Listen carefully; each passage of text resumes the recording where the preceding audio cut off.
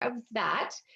And today's recording will be posted on the Oregon Health Policy Board's website under the April 27th meeting date, along with the recording.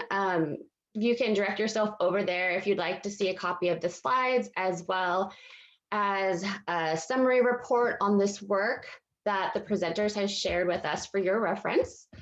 A couple housekeeping rules for today.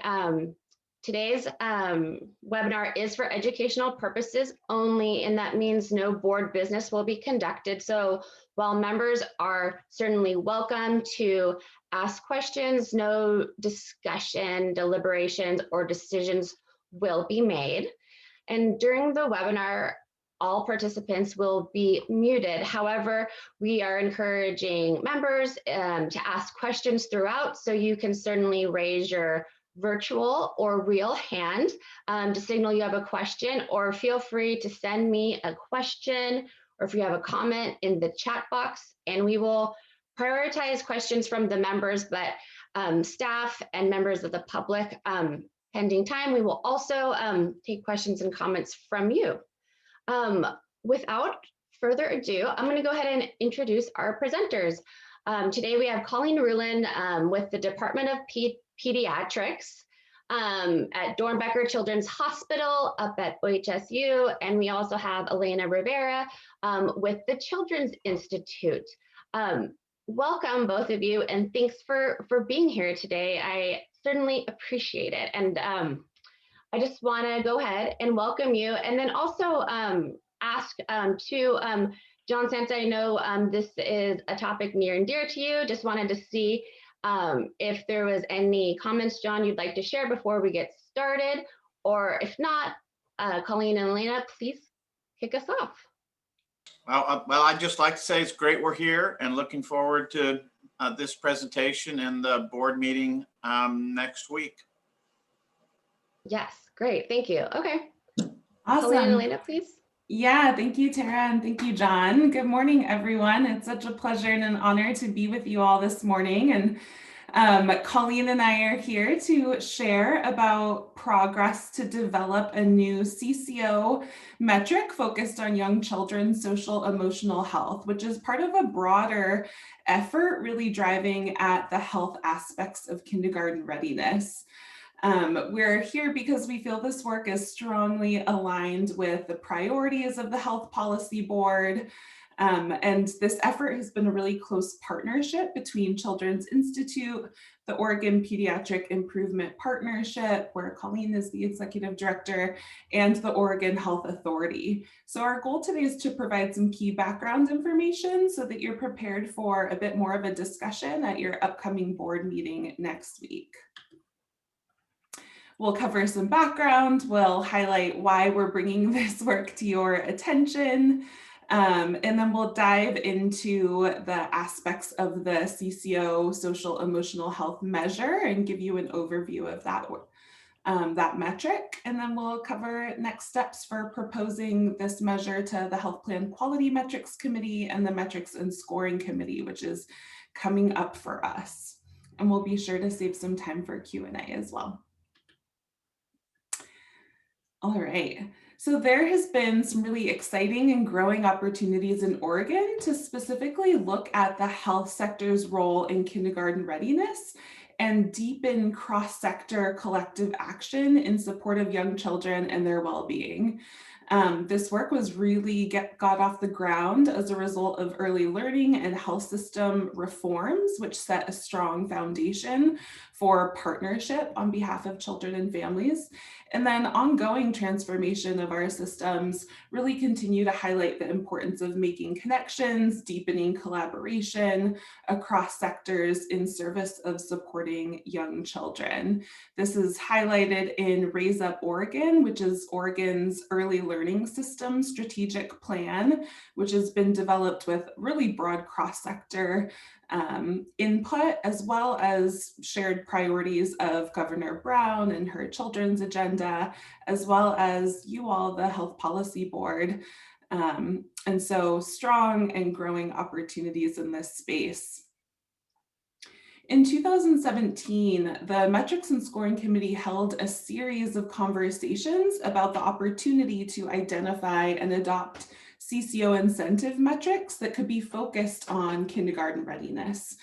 And acknowledging that there aren't a set of existing kindergarten readiness metrics, the committee decided to sponsor a work group to take on that task.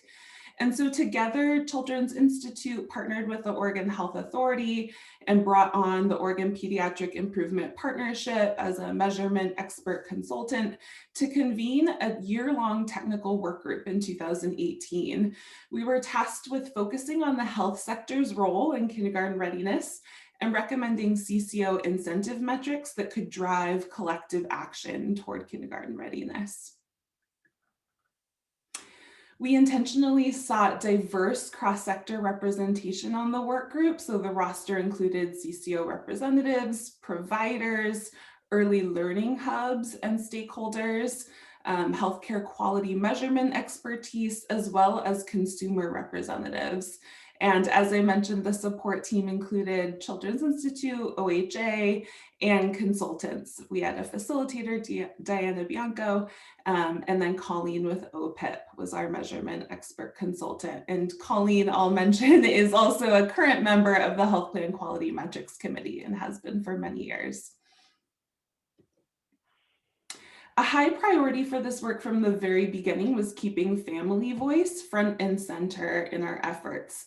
And so we contracted with Portland State University's Center for the Improvement of Child and Family Services to conduct 8 focus groups with families who had young children from birth to age 8 across Oregon.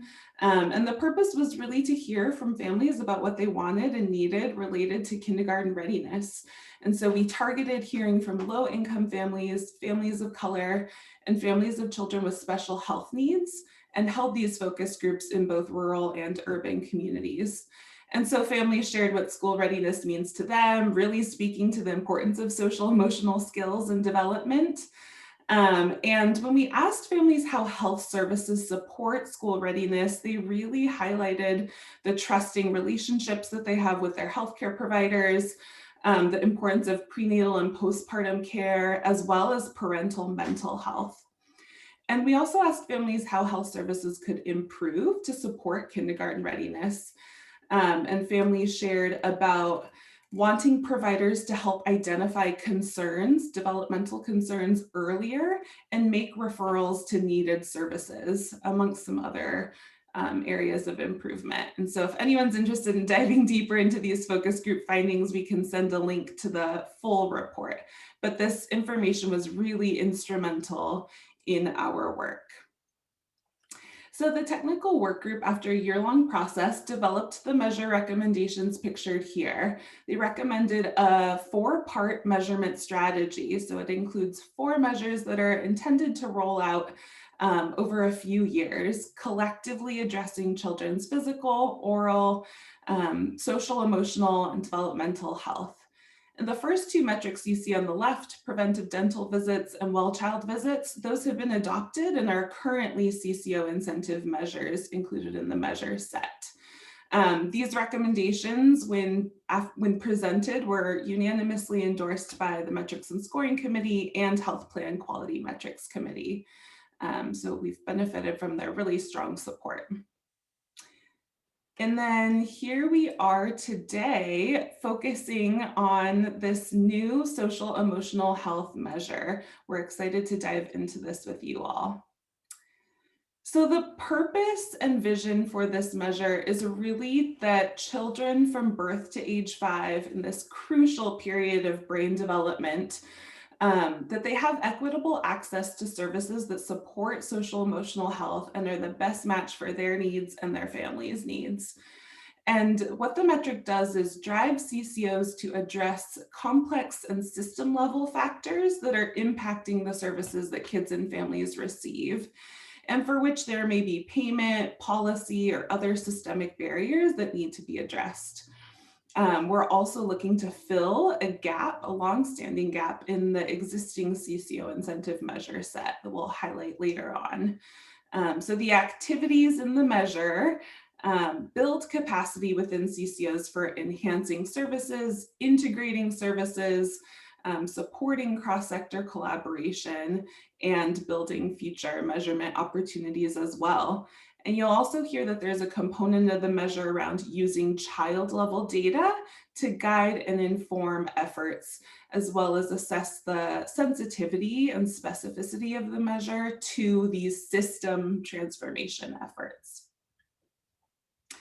And now I'll pass it to Colleen to talk about our measure development process. Thanks, Elena. So if you'd imagine, we ended the health aspects of kindergarten readiness work group with a very clear charge to develop a metric on social emotional health, but there weren't any existing reliable, valid tools. We had heard really great input and insight about the vision for the metric that Elena shared.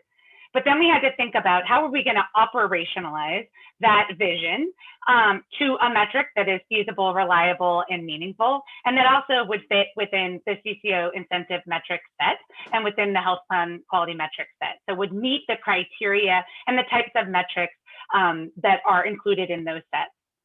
So what we did from there as a measurement team, again, that included the Children's Institute, the Oregon Pediatric Improvement Partnership, and then our partners in Oregon Health Authority. I will call out Health Analytics, Dana Harganani, the Chief Medical Officer, and the Child and Behavioral Health team, along with the Early Learning Division in terms of supporting alignment with Raise Up Oregon.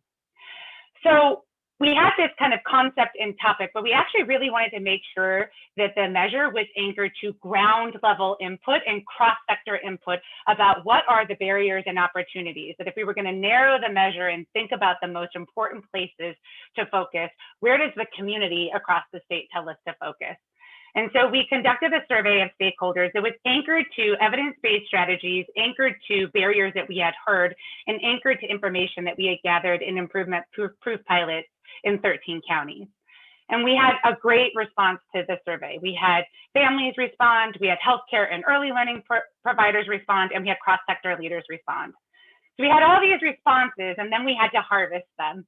And so this diverse team of OHA, CI, the Early Learning Division met and then generated a list of themes with our aim focused on what are the outcomes that are desired for this measure and how do we create a focus on those outcomes, allowing for creativity across the CCOs for how they might get to those outcomes, but making sure that it was anchored to evidence-informed strategies and making sure that it was informed to a parent-centered approach.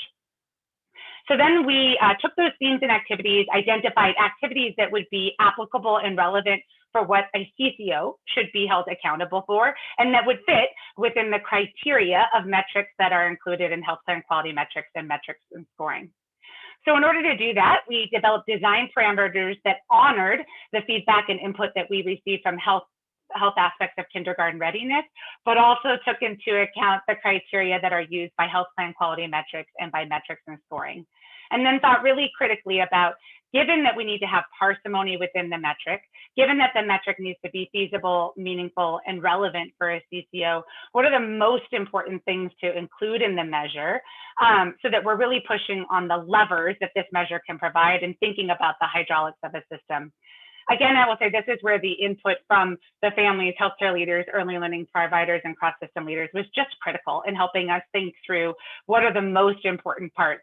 And what you'll see later on in the metric is there was resounding agreement across those various stakeholders about the top barriers and the top opportunities that this metric would be needed in terms of pushing on a lever. So then we created a plan for piloting the metric and starting the data analysis. So the top barriers and opportunities that we heard across the stakeholders that it was quite clear we need to hone in on is one, just a lack of understanding of what social emotional health is and services and how to address those needs, both within the healthcare system, but also within families and communities. A number of stakeholders, actually almost all of them, noted that one of the key barriers is you may identify early children and families who need support, but that there were a lack of services to address those supports. So thinking through, in particular, how we could have the measure support a thoughtful, integrated approach to enhancing parent and child dyadic services. Because of our deep focus on health equity and because we listened to families, there was also a pretty important call out that not only did we need to kind of raise the boat for everybody in terms of increasing services, but there was really a need to think about how we intentionally think about increasing access to services that are culturally and linguistically appropriate. As we were kind of talking to various providers about like, where do you stand now and how do you get to improve? You know, what we know is what is measured is what is focused on. And there weren't really very many metrics that were being used within the community settings that help them understand what kinds of services were being provided and how they could target and improve services. And as we're thinking about kind of family-centered pathways, one of the key parts that kind of came out was you could have a service, but one of the biggest barriers is how do you make sure that it's a family-centered pathway for children and families to get to those services? And how do we think about some of those barriers that exist in terms of engaging with community-based services? There were significant barriers noted in terms of where the services are located, transportation barriers, and then because often for young children, addressing social emotional health means that you're addressing that dyad, that parent or caregiver and that child. If that parent has another child, then one of the barriers that can exist is being able to really meaningfully engage in dyadic services when you have other children that you also need to care for. And then within the health aspects of kindergarten readiness work group and also within the feedback, there were barriers noted related to payment. That as we kind of peeled the onion, we understood that there were different drivers for that barrier related to payment. And there may be some really important opportunities to support a cross-sector community-wide effort, thinking through how to address those barriers in terms of contracting, payment, and policies. So the design parameters we created for the CCO system level metrics that honored the health aspects of kindergarten readiness work group, but also we're thinking very critically about how we could design a metric that would be successful for adoption in HPQMC and metrics and scoring, was one, it needed to include varied components that relate to the system level activities, but it also needed to use a person-centered level data so that we were really using data to guide and galvanize the action in the community, but honoring that the community level action needed to take into account addressing the multiple levers that are the drivers for why we are where we are.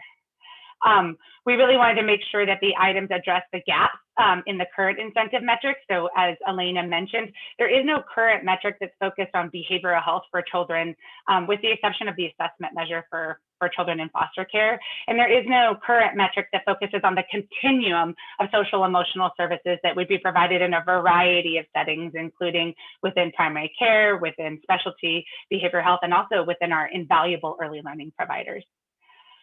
One of the things we really wanted to make sure we were prioritizing based on that stakeholder feedback is in order for us to address social emotional health, there needs to be integrated care and cross-sector collaboration. And so as we were thinking about what to include in the system level metric, we wanted to make sure that the process measures within that system level metric really galvanized and incentivized CCOs to do community level engagement with a focus on solutions and to think about how they could leverage and maximize the current existing committees in their communities. We recognize that there's a lot going on for CCOs, and we recognize particularly criteria used by HPQMC and metrics and scoring is parsimony. So while we would have loved to included everything that we heard in terms of feedback, we had to think through what were the most important parts of the metric and how do we think through that metric, including a kind of small, meaningful, relevant component of required activities that would help lead us toward that North Star goal. And then again, since the very beginning of health aspects of kindergarten readiness, and again, because we are doing this work in partnership with the Oregon Health Authority, there was really an intentional focus throughout on health equity. Next slide. So since that end meeting in April through August, we harvested and summarized the past proof pilot data, the improvement pilot data that OHPB has led within 13 different counties. We designed those parameters and then designed the metric. We created a plan for piloting the metric and then worked in close collaboration with the Oregon Health Authority Health Analytics on the person level metric that we newly developed. We went in the fall of 2020 and heard strong support from metrics and scoring to move forward with the development phase of the work.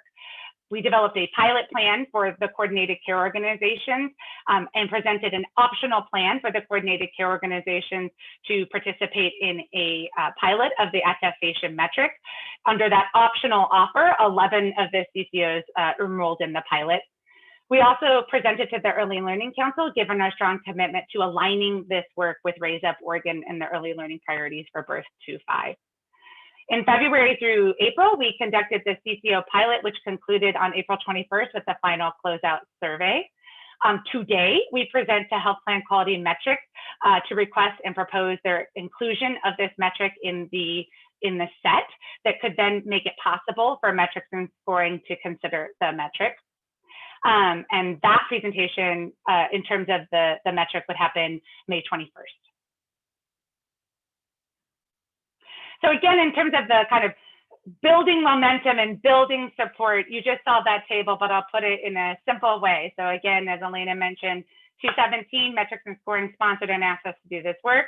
2018, the metric was endorsed by Health Aspects of Kindergarten Readiness as part of the 4-part measurement strategy. 2018, metrics and scoring unanimously supported the 4-part measurement strategy and has subsequently followed through with that unanimous support in terms of adopting 2 of the measures. We're now presenting the 3rd. In 2019, Health Plan Quality Metrics unanimously endorsed the 4-part metric set, again, including 2 of those 4-part measures because those were available. The development processes happened between 2019 and 2020 in terms of developing the metric components. We went in November of 2020 to metrics and scoring to move forward. And so that's why we are here now in terms of leading up to the final stages of asking for endorsement of the measure in both of those sets. And so we also wanted to be sure to highlight why we're bringing this work to the attention of the Health Policy Board.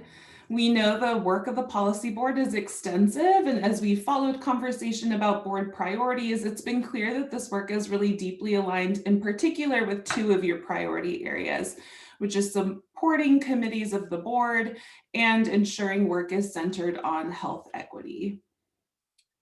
So we know the board is really committed to supporting its various committees, including Health Plan Quality Metrics and Metrics and Scoring.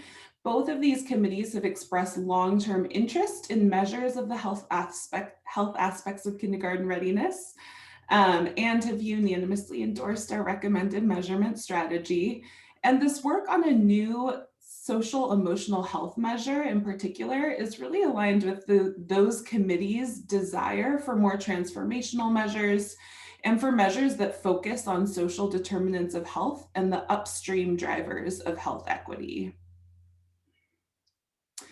Also, we want to point out the strong alignment with national and state priorities that the measure addresses.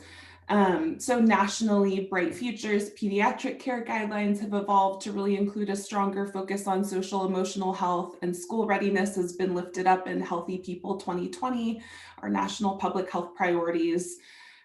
In Oregon, you're very familiar with the fact that children's health, behavioral health, and health equity have all been shared priorities of yours, the governors, and the Oregon health authorities. And it's also a strong focus of Raise Up Oregon. So we see that really strong alignment with state health priorities. And concurrently, we've seen increasing needs related to this topic. So in September of last year, the Secretary of State's audit on challenges within our mental health treatment system for young children really highlighted a lot of pervasive needs that are aligned with the feedback we've heard from stakeholders. We've also seen a persistent lack of social emotional supports for children with needs, despite really significant work CCOs have been doing around integration of services, patient-centered primary care home efforts, and other community-based work. And the pandemic, this COVID-19 pandemic, has really highlighted impacts on young children in this critical period of brain development.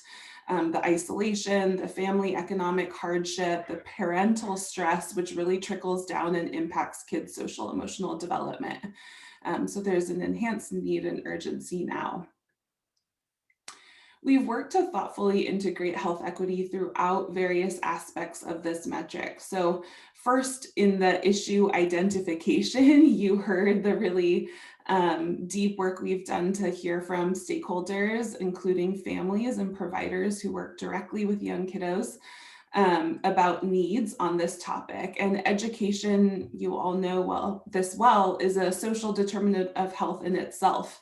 So we've identified that there are these disparities in health and learning outcomes that are driven by inequitable capacity, inequitable access, and inequitable quality of social emotional health services. So there's some significant room to improve here. The Health Policy Board's health equity definition specifically calls out the need for ongoing collaboration between all regions and all sectors of the state. You'll hear how community engagement and partnership is a really strong theme in terms of requirements of this measure. And the definition also calls out the importance of recognizing and rectifying historical and contemporary injustices. And so within this metric, there are specific requirements woven in around engaging communities who have been historically marginalized, both to help identify the priorities for a CCO, as well as improvement strategies to ensure that work that's being done will actually meaningfully impact outcomes and support reducing disparities. And then finally, the child level data that CCOs will be receiving and reviewing as part of this measure will be provided in formats that really facilitate identifying and addressing disparities, both by social needs and for populations with historically inequitable outcomes. All right, Colleen's going to review the measure overview. If it's okay, let's take just a quick moment to see if there are any questions from any of our members or participants in today's educational webinar. If so, feel free to always raise your hand throughout the webinar, or if you'd like me to read your question, send it by chat. But just wanted to do a quick check-in. You guys are providing a lot of great information. Want to make sure we didn't miss anyone. And not seeing anything, but thanks for that quick pause. And again, if you have questions, please raise your hand or just send me a chat. Thanks. Go ahead. Thanks, Tara. Thank you. All right, you've heard a ton of background context on the development process. Let's roll up our sleeves and talk about the actual measure itself. So this is a new measure that's focused on a priority topic. And so we intentionally created a glide path that anchors to the priorities, allows CCOs to build off the previous years, but also keeps us focused on that ultimate vision of improving outcomes for children, improving the continuum of social and emotional services, and ultimately replacing the system level attestation metric with a child level metric. So the glide path includes in year one that there is an attestation metric that CCOs would respond to that really focuses on 4 distinct activities, which have sub-activities within them, that would have them, 1, look at the novel social emotional health reach metric data that is provided to them to understand what's the current state of the children that are attributed to them, how many children are receiving any type of social emotional service that looks at screening to services. Then if you imagine that gives you kind of a baseline understanding of using that data source, what's happening for children. The second component is thinking about what are the assets or what are the strengths in your community, and then being able to compare them with the gaps that you have existing. The third is to then go to the community and engage the community to understand, given where we are, given our assets, what are opportunities to improve access to social emotional services for young children, and to then develop an action plan. So in year one, you have those 4 components of the attestation metric. Years 2 to 3, then deepen that work and ensure more broader asset mapping of services that exist across the community sectors, and ensure more action along the way in terms of deepening the kinds of specific processes and improvement efforts that are implemented. Again, that reach metric, so looking at whether these activities result in improved outcomes for children, also looking at how this child level metric works is a component of the work throughout years 1 through 3. And then based on the learnings that we would gather from that work that CCOs are doing, from their reflections and interpretations of the child level data that's provided, then there would be a proposal in year 4 to transition from an attestation metric where they're attesting to doing specific activities to a person level metric that is informed by years 1 through 3. So again, you have 4 components of the attestation metric. The first is reviewing the novel social emotional health reach metric data. The second is doing asset mapping of understanding what services exist. The third is engaging cross-sector community engagement. And the fourth is to develop an action plan. So let's dive into the individual components. But first, let's kind of remember the hydraulics of how the components work. As you remember, we did a lot of engagement about the different barriers that exist, but how they actually feed off of each other. So this metric is intentionally designed to have activity 1, the component 1, reviewing the metric, really then inform component 2, which is understanding, well, if this is the number of services provided, what is the issue that you don't have services, or is the issue that there are barriers to getting to those services? And then the reason that we have that component 3 is then to engage the community and hear from the community about the data and about the services in order to design those strategies and implement an action plan. But it's a continuous feedback loop. So that action plan and kind of understanding how that action plan works then feeds into year 2 in terms of understanding the updated reach metric data, broadening and expanding the asset map, and then again, continually engaging the community in that quality improvement process. So it's really a data and community-driven health system transformation.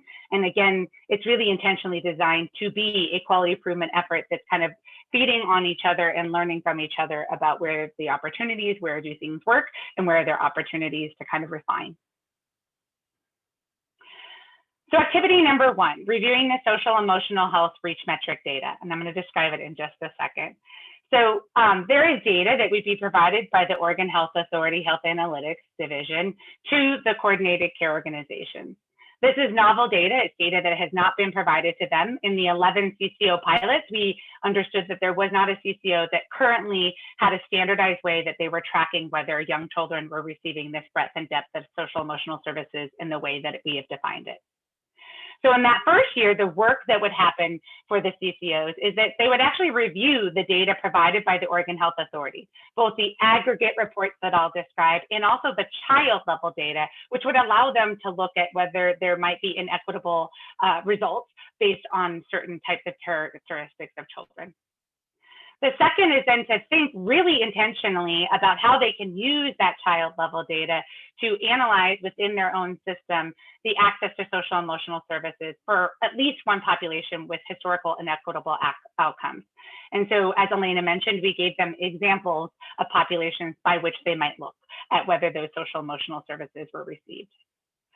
The third is to then assess whether there may be payment and policies or contracts that they have that may be the barrier for that services may be provided, but they're not reflected in the claims data. So again, going back to that feedback that we heard from Health Aspect of Kindergarten Readiness and also from the improvement proof pilots. The fourth is an optional activity that CCOs could then provide feedback and input about refinements and improvements to the social emotional health reach metric data.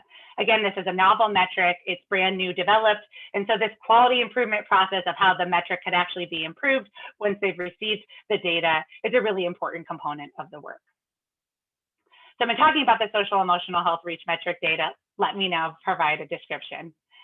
So the purpose of the social emotional health reach metric data is to capture at a population level for those children who, for the CCO metric, are attributed to that CCO, and in that CCO, whether they've received any type of social emotional services. And so we roll that up into a measure that, did they receive anything? But within the measure, we have 2 components. Component 1 is whether they were assessed for their social emotional health. Bright Future's national recommendations are that all children should be assessed for their social emotional health in their first 5 years of life. So one would say if you were anchoring the measure to recommendations, all children should at least receive an assessment. The second component then looks at whether children received a range of social emotional services that address social emotional health. And we intentionally created this metric in a way to capture social emotional services that could be provided across a continuum of services and not specific to a specific provider type. So these are services that could be provided in integrated behavioral health and patient-centered primary care homes, could be provided in home visiting or early learning partners. And these are services that also could be provided in specialty mental health. And we developed codes and claims and a framework for that to develop the new metric, and then worked with health analytics to run that metric for the pilot CCOs. So let me give you a little bit of background on the data. So again, if you would imagine the numerator is children 1 to 5 who've received any type of social emotional service, and the denominator is children who are in that CCO. And it adds up a bunch of different parts. But basically it says, if you've had anything, you're in, but allows us to look and see over time, do we see an increase in access to service? And where are those services? Are we seeing only children screened, or are we also seeing or making sure that children who are screened actually get into services? I'm gonna go to the next slide, Lena. So in terms of what would be provided by the Oregon Health Authority Health Analytics Division, we, for the CCO pilot, we gave them three different pieces of information to, again, guide that asset mapping and guide that community level engagement. The first is a child level data file that says for these children that are in your CCO, whether they receive those social emotional services, and it breaks it down by the types of services. The second is we gave them aggregate data. So a report that shows them, these are the findings for you as a CCO over the 4 years. And then the third is, because again, we want to improve access to services overall. We want to raise the boat overall. We also want to think about improving services for children with historical and equitable outcomes. This is where we leverage the child health complexity data that I know a number of the Oregon Health Policy Board members have seen. So thinking about how we could look at the REACH metric finding data for children with social complexity factors, a number of which would indicate that that child would at a minimum benefit from at least an assessment or a service. So this is an example of the kind of data that the CCOs would get to help inform their community engagement and also help inform their type of what kinds of populations they might focus on. So I'm just going to pull out two, because I know this is a dense slide and we also are at 22 minutes left. So if you think about the goal for this metric is to make sure that children at least get an assessment, right? That's that first column. And those children that have needs for services that may be brief interventions, that may be deeper evaluations by a behavioral health provider, or maybe dyadic services, that's the service column, the middle column. And then the last column is whether children got either a screen, an assessment, or a service. So the overall rates, as we showed in the background reading provided, are about 5 to 6%. So 5 or 6% of all children have gotten either a screen or assessment. So when you're starting really low, that's a hard place to start in terms of like, where do we go to begin? So part of this purpose of this data is to help them think about what populations might it not be debatable, whether it might be really important to at least make sure they've had an assessment or service. So I'll give you one example. Children who have been in foster care in their first 5 years of life when their brain is developing. What you can see from this data is of those children who have been in foster care in their first 5 years of life, 20% have received an assessment, which means 80% have not, and 14% have received some type of service. When you go down and look about the ACE, that is the adverse childhood event, that is parent substance abuse, and the literature around the impact of parent substance abuse on attachment and the opportunity to think about enhancing that attachment, you'll see, if you go further down, that about 8% of children whose parents have accessed substance abuse treatment services, so who have had demonstrated services that indicate that adverse childhood event, have received a screen or an assessment, and 6% have received a service that would try to address that dyad. And 10% have received either. So this is the kind of, yes. I'm gonna pause you because Director Allen has his hand raised. Awesome, thank you. Yeah. Thanks. Quick question. I'm not sure if it's appropriate here or elsewhere, but I'll just put it out there. Does a measure like this lend itself to considering some kind of population disaggregation? And what I mean by that is because of unequal access, I think we have a challenge where you can roll up a successful measure by only serving dominant populations and not meet the measure in other populations. Are we able to control for that, or somehow adjust so that it's not possible to get compensation by only serving some populations? That's a great question, and something we intentionally really focused on, because as you noted, when you're that low, what you're going to do is increase access for those. And again, what the stakeholder feedback was, in places where the services are, which are usually the cities, and it might be a little difficult to think about those populations that most need it. So there's a couple of ways we tried to address that in order to ensure that that wouldn't happen. One is, again, in years 1 through 3, the metric is tied to attestation components.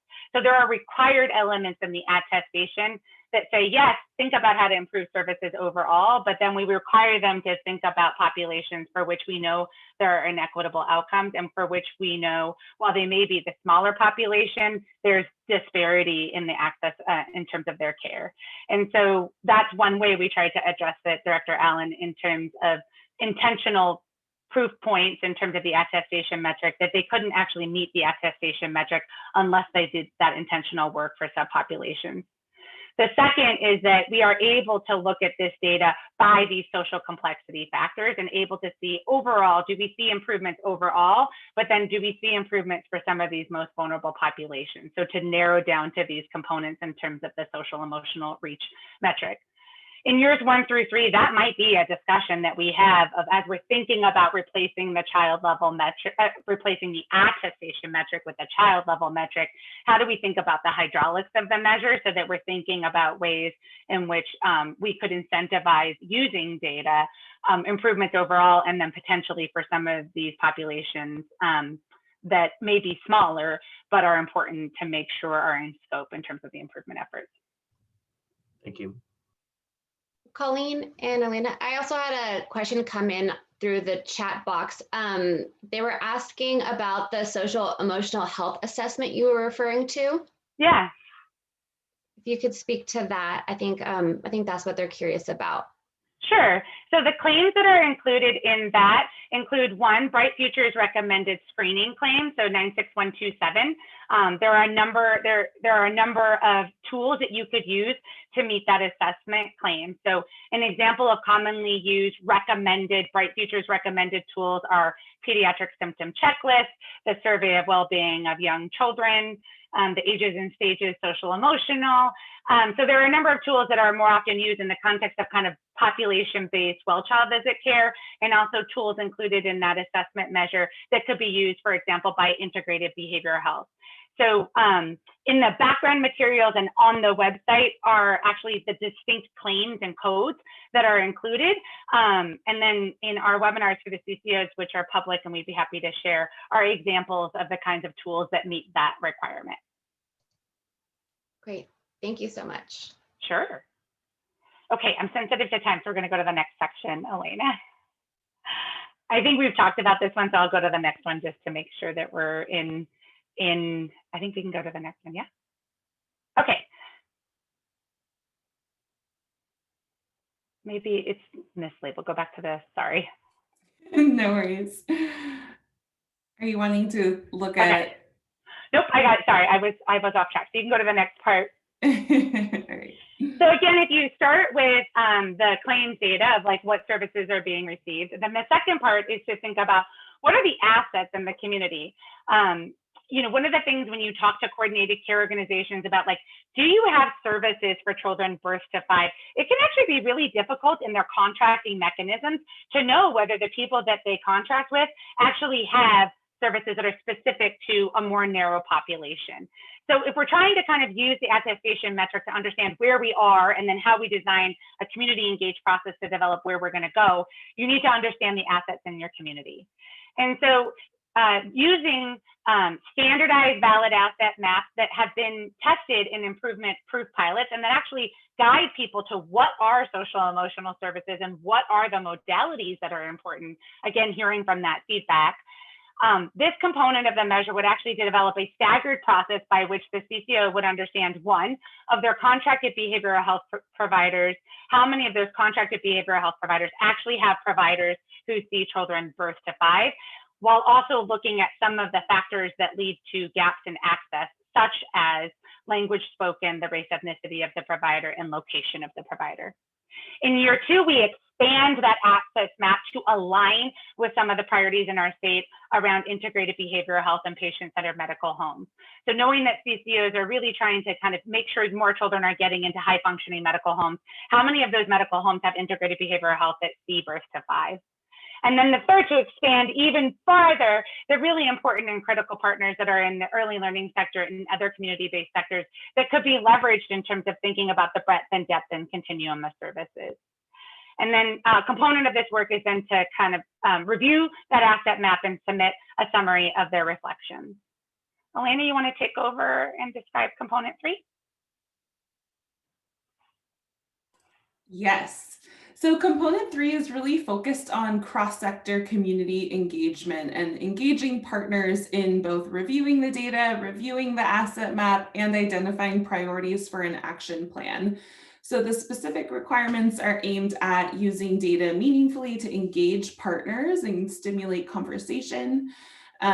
We have a focus on engaging a breadth of cross-sector community stakeholders. So we include public health partners, tribal partners, early intervention and early childhood special education programs, community-based organizations. We include a long list to really support CCOs in identifying who are the partners they might want to include in these conversations.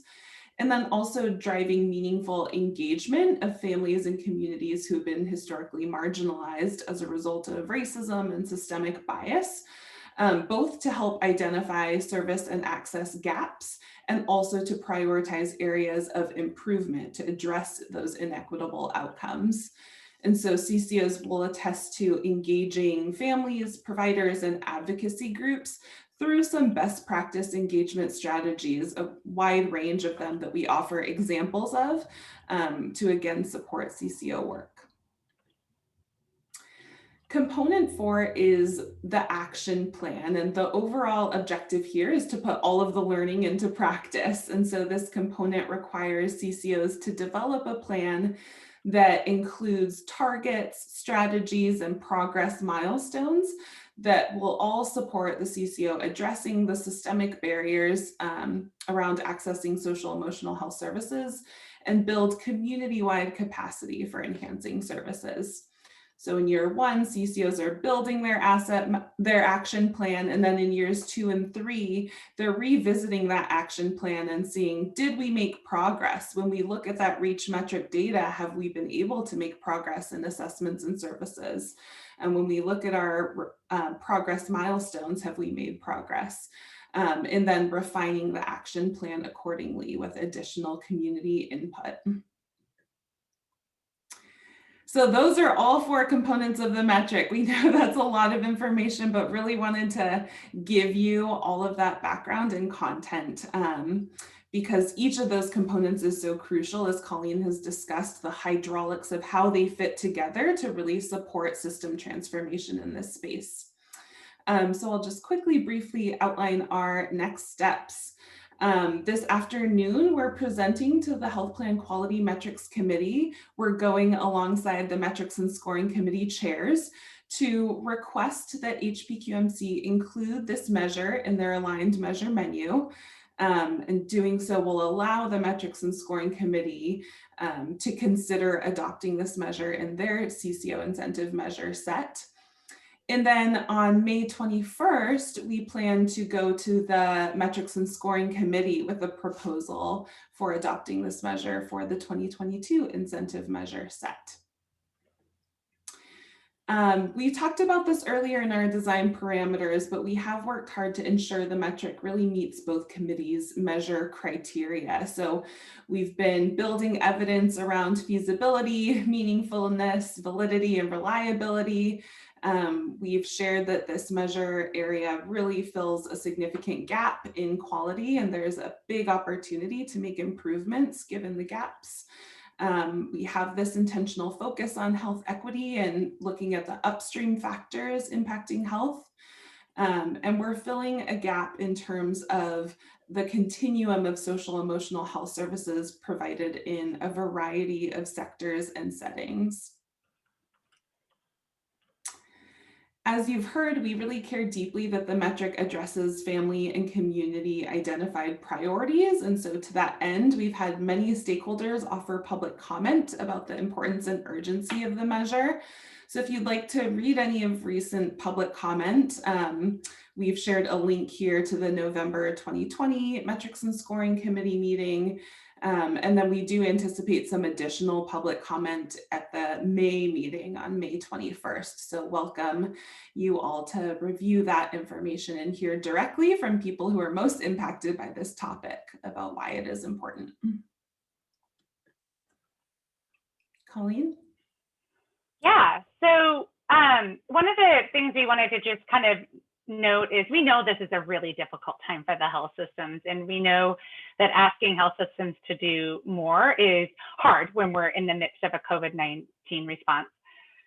As Elena mentioned, though, young children have differentially been impacted by COVID-19 response. As we know, the kind of brain develops critical attachments and critical abilities in their first 5 years of life. And our state has been deeply committed to making sure that children have high early learning quality opportunities and experiences, and high opportunities to identify early children with social emotional delays. Given that ability to enter kindergarten ready and ability to succeed in school is one of the most predictive social determinants of health. And so from our perspective, COVID-19 actually amplified the need for this measure rather than reduce the need for the measure.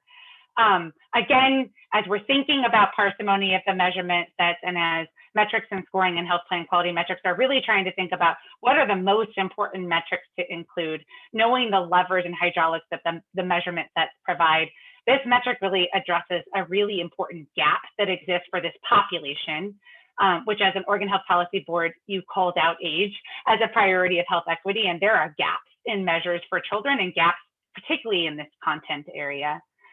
Again, as we're trying to think about the hard decisions of what to include and how to include, the fact that this metric aligns with a number of statewide priorities and also really is informed and addresses data we already have about gaps in quality, it's why we also think that the time for this metric is now. Because the metric is really tailored to activities that could be done in partnership in terms of community engagement and allows for a glide path, we also think this metric is more possible for CCOs to do while recognizing that they are still in a COVID-19 response and are trying to balance a number of factors. And then lastly, I will say, in terms of looking at the kind of more recent Oregon Health Policy Board priorities, I really think this metric is importantly needed now because of the importance of a focus on children. As there is a more increased focus on reducing costs in a global budget environment, what is in the incentive metric set matters more. Because when you're trying to think about how to reduce costs in a global budget environment, that can sometimes lead to an unintended negative consequence that you don't make investments in upfront prevention or building resilience for known factors that have lifelong health.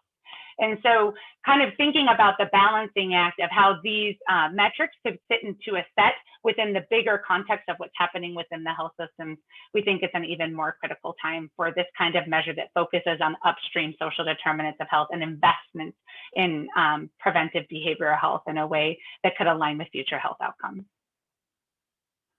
So with that, we'll open to questions. Or sorry, Elena, you go. My bad. Yeah, this is our last slide. We just wanted to highlight that we know at your May 4th board meeting, you'll be discussing the option to consider writing a letter of support for this measure to the Metrics and Scoring Committee as they consider including this measure in their incentive measure set. And just wanted to specifically call out, the Metrics and Scoring Committee and Health Plan Quality Metrics Committee have really requested this support from the Health Policy Board in terms of outlining where their measure selection process can be deeply aligned with the policy board's priorities. And so this feels aligned with work that you care deeply about. And we're so grateful for having this time with you all today, and are happy to hear any additional questions. Great. Thank you, Colleen and Elena. Thank you for all this information and your time today.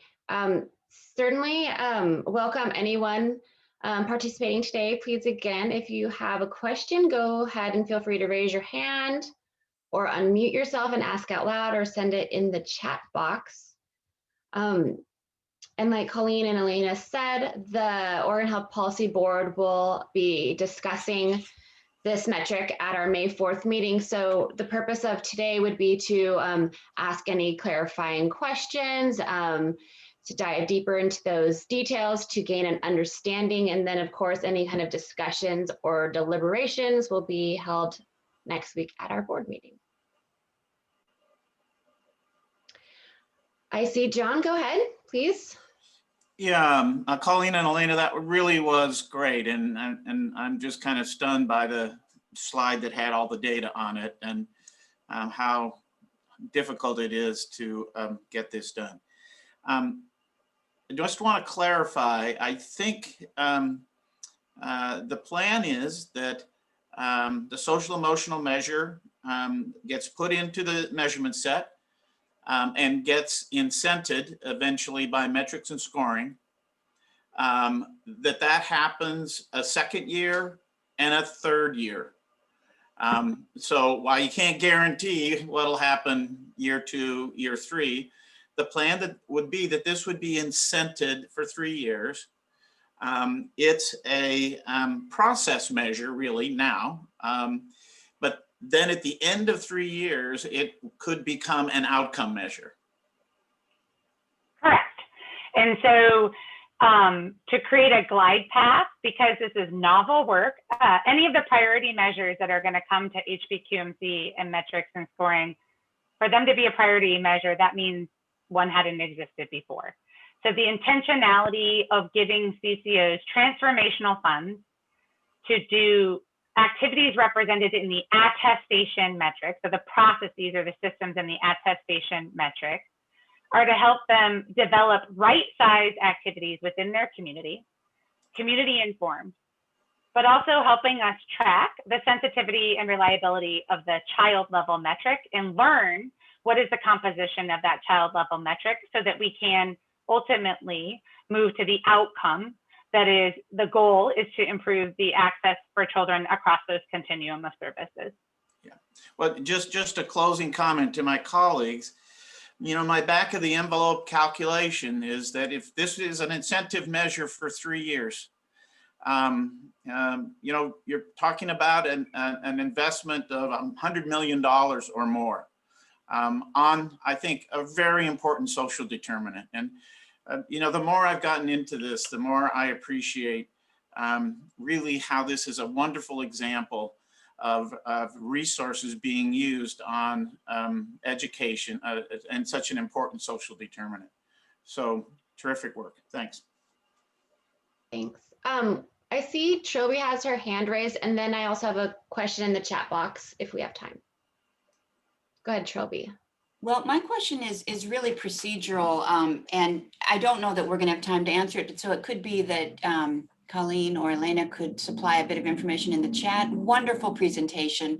I just wanted to hear a bit more about the request as it comes up from the committees of the board for support on this measure. It's a little unusual to have it come in advance on a specific measure, and just really curious about what the committees are seeking from the board at this juncture.